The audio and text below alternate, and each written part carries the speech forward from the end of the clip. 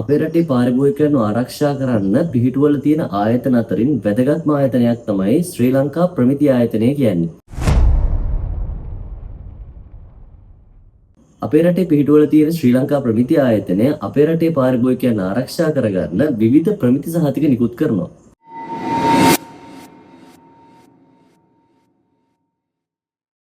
ශ්‍රී ලංකාවේ ප්‍රමිති සහතික වගේම ISO ප්‍රමිති සහතික වගේ ජාත්‍යන්තර ප්‍රමිති නිකුත් කිරීමත් ශ්‍රී ලංකා ප්‍රමිති ආයතනයෙන් කරනවා. ඒ වගේම ශ්‍රී ලංකා ප්‍රමිති ආයතනය අපේ රටේ තියෙන සමහර නිෂ්පාදිත වලට SLS සහතිකය අනිවාර්ය කරලා තියෙනවා.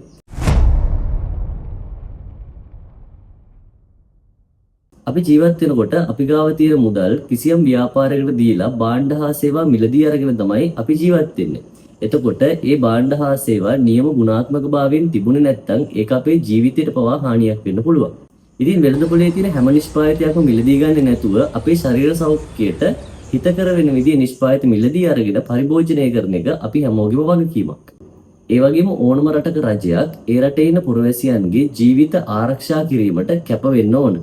ඉතින් ඒ නිසා අපේ රටේ රජයත් ශ්‍රී ලංකා ප්‍රමිති ආයතනය වගේ විවිධ ආයතන හරහා පාරිභෝගිකයන් ආරක්ෂා කරගන්න කටයුතු කරනවා. ඉතින් මෙන්න මේ ශ්‍රී ලංකා ප්‍රමිති ආයතනය 1993 අවුරුද්දේදී විශේෂ තීරණයක් ගන්නවා.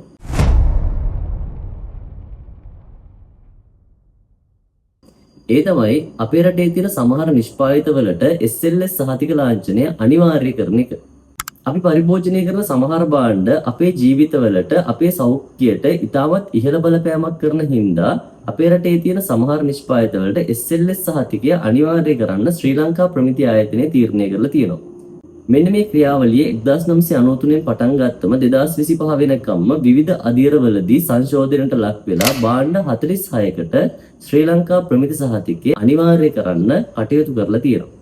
ඒ භාණ්ඩ 46ම මේ වීඩියෝ එක ඇතුළේදී මට ඉදිරිපත් කරන්න අපහසු වුණත් සියලුම විස්තර මම ඩිස්ක්‍රිප්ෂන් එකේ දාලා තියෙනවා. හැබැයි 2025 අවුරුද්දේදී අලුත් නිර්දේශයක් මෙන්න මේ අනිවාර්ය ප්‍රමිති වලට ඇතුළත් කරලා තියෙනවා. පොඩි දරුවෙක් ඉන්න, ඒ වගේම පාසල් යන දරුවන් ඉන්න සියලුම දෙමව්පියන් වගේම සියලුම ශ්‍රී ලාංකිකයන් මෙන්න මේ පිළිබඳව දැනගෙන ඉන්න එක ඉතාමත් වැදගත් වෙනවා. ඉතින් ඔයා දකිනවා මේ වෙනකොට වෙළඳපොලේ විවිධ ප්ලාස්ටික් නිෂ්පාදන විකුණන්න තියෙනවා. අපි ඒව ගොඩාක් මිලදී ගන්නවා. වගේම ගෙවල් වල ප්ලාස්ටික් නිෂ්පාදිත ගොඩාක් පරිභෝජනය කරනවා. ඒ අතරින් විශේෂිතම නිෂ්පාදිත දෙකක් තමයි කුඩා දරුවන්ට පාසල් අරගෙන යන්න දෙන ප්ලාස්ටික් වතුර බෝතල් සහ ප්ලාස්ටික් කෑම පෙට්ටි.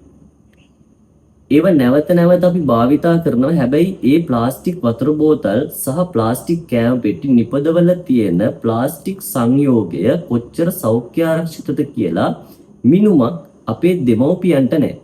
ඉතින් වෙළඳපොලේ විකුණන්න තියෙන ලස්සනට පේන ප්ලාස්ටික් කෑම පෙට්ටියක් හරි වතුර බෝතලයක් හරි තමන්ගේ දරුවට තමන්ගේ දෙමව්පියන් විසින් අරගෙන දෙනවා.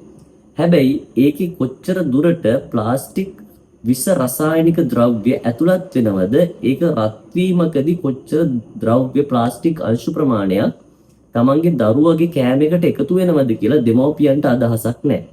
ඉතින් ඒ නිසා ශ්‍රී ලංකා රජය 2025 අවුරුද්දේදී 2026 සිට ක්‍රියාත්මක වෙන විදියට ලංකාවේ නිපදවන හරි ලංකාවට ආනයනය කරන හරි සියලුම ප්ලාස්ටික් වතුර බෝතල් සහ ප්ලාස්ටික් කෑම පෙට්ටි වලට SLS සහතික ලාංඡනය අනිවාර්ය කිරීමට යෝජනා ඉදිරිපත් කරලා තියෙනවා.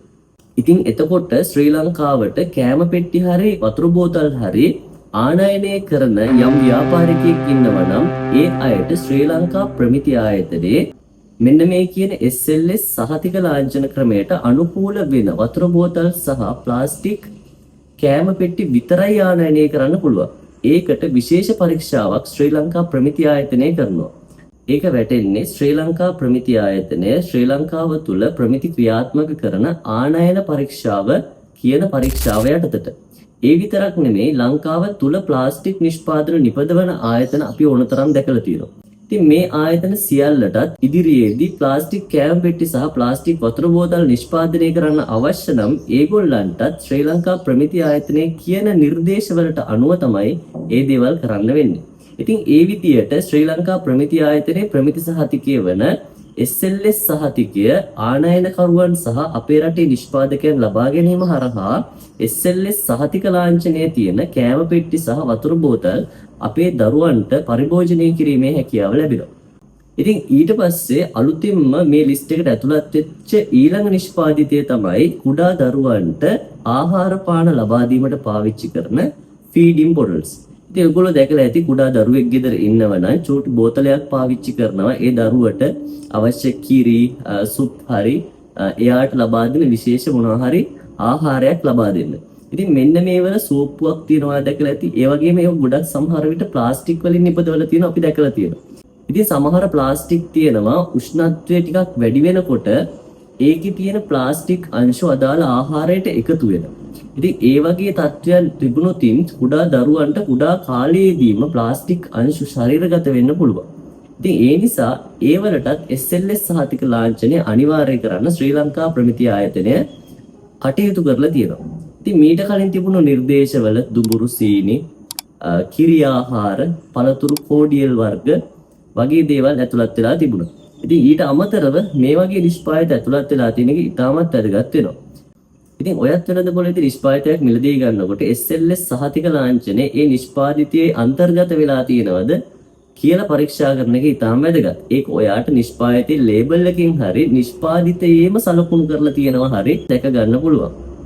ඉතින් SLS සහතිකයට අමතරව නිෂ්පාදිත දිනය, කල්ලිකුත් වන දිනය, මිල, අඩංගු ද්‍රව්‍ය, භාවිතයට උපදෙස් වගේ දේවලුත් පරීක්ෂා කිරීම ඉතාමත් වැදගත් වෙනවා. ඒ වගේම නිෂ්පාදිතවල විවිධ ඇසුරුම් සංකේත තියෙනවා. ඉතින් අන්න ඒ වගේ ඇසුරුම් සංකේත ගැනත් සැලකිලිමත් වෙලා නිෂ්පාදිත මිලදී ගන්නවා නම් ඔයාට පාරිභෝගිකයෙක් විදියට ආරක්ෂාකාරීව කටයුතු කිරීමේ හැකියාව ලැබෙනවා. කොහොමත් අපි ජීවත් වෙන්නේ වෙළඳපොලින් මිලදී ගන්න විවිධ ආහාර පාන විවිධ නිෂ්පාදිත අපේ ශරීරයත් සමග සංයෝග කරගෙන. ඉතින් ඒ කටයුත්තේදී අපි ඒක ඊටාම සෞඛ්‍ය ආරක්ෂිතව කරන්නේ නැති වුණොත් අපේ ආයුෂ අඩු වෙනවා කියලා දාගෙන තියෙනවා. SLS සහතික ලාංඡනය අනිවාර්ය කරපු සම්පූර්ණ ලිස්ට් එක ඩිස්ක්‍රිප්ෂන් එකෙන් ඔයගොල්ලන්ට බලා ගන්න පුළුවන්.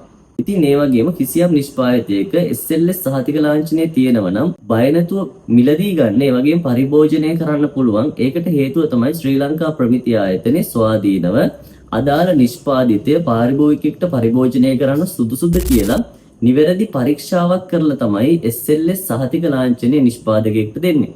ඒ විතරක් නෙමේ නිෂ්පාදිත SLS සහතිකය දුන්නට පස්සේ වරින් වර වෙළඳපොලින් විවිධ අහඹු පරීක්ෂණ කිරීම හරහා මේ නිෂ්පාදිතයේ අඛණ්ඩව SLS ප්‍රමිතිය පවත්වගෙන යනවද කියන එකත් ශ්‍රී ලංකා ප්‍රමිති ආයතනය පරීක්ෂා කරලා බලනවා.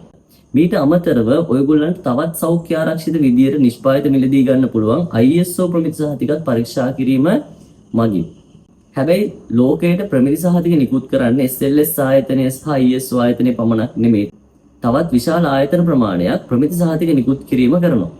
ඉතින් ඒව ගැනත් වීඩියෝ මගින් සාකච්ඡා කරන්න මම ඉදිරියේදී අපේක්ෂා කරනවා. ඉතින් ඔයගොල්ලෝ දන්නවා ශ්‍රී ලංකා ප්‍රමිති ආයතනයට අදාළව කරුණු උසස් පෙළ ව්‍යාපාර අධ්‍යයනයේ ප්‍රශ්න පත්‍රයට ඇතුළත් කරන බව. ඒ වගේම අද වෙනකොට උසස් පෙළ ව්‍යාපාර අධ්‍යයනයේ ප්‍රශ්න පත්‍රයට ප්‍රායෝගික විෂය කරුණු මේ ලෝකයේ අලුත් අප්ඩේට්ස් වගේ දේවල් ඇතුළත් කරනවා කියලා දන්නවා. ඉතින් මෙන්න මේ කරුණුත් ඔයාගේ පේපර් එකේ තියෙන්න පුළුවන්.